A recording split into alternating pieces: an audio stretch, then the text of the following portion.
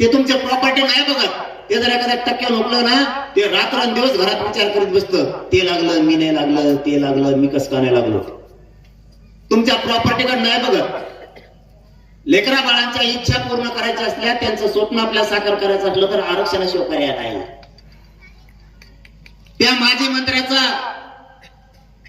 पोराचा 2% number हुकला आणि 6 महिने प्रमाणपत्र निघालं. त्यांनी ते मार्क जोडले. 8 मार्क शिल्लक राहिले त्यांचे. ते उठलं नंतर वाले झालं. ते म्हणे हे प्रमाणपत्र जर 6 महिने आधी निघालं असतं माझं लहान पोरग कलेक्टर झालं असतं. म्हणजे श्रीमंत सुद्धा डोळे उघडा. राजकारणाच्या येडापायी राजकीय नेत्याला सत्तेला मोठं मानण्यापेक्षा जातीला आणि जातीच्या पोरांना आधी मोठा माना, स्वतःच्या लेकराला आधी मोठा माना, तरच आपण सुधारणार येत नाही तर नाही सुधारत नाही. तुम्हाला मानावंच लागणार आहे. कारण या युगात कोणी कुणाचं नाही. आपलं जर दुखायला लागलं, आपण जर आजारी पडलो, दवाखान्यात जर आपण गेलो,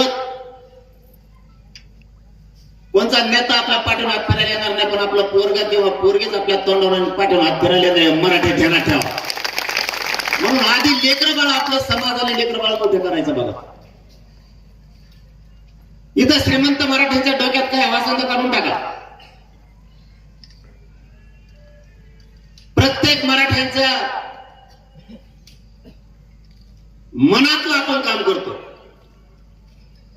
गरीबाचे लेकर हजारात अधिकारी बनायला लागले. आता हजारात. मला वाटतं नांदेडचं पोरग काय नाव आहे त्याचं, कलेक्टर झाला आता 2-3 दिवसापूर्वी कुणबीत ओबीसीतून. तुमच्या घरात तुम्ही श्रीमंत असाल, तुम्ही गरीब असाल, तुमच्या दारापुढं गाडी लागली पाहिजे लाल दिव्याची. सन्मान वाढणारे कॉलर टाईट करून चालणार तुम्ही रस्त्याने, कॉलर टाईट करून.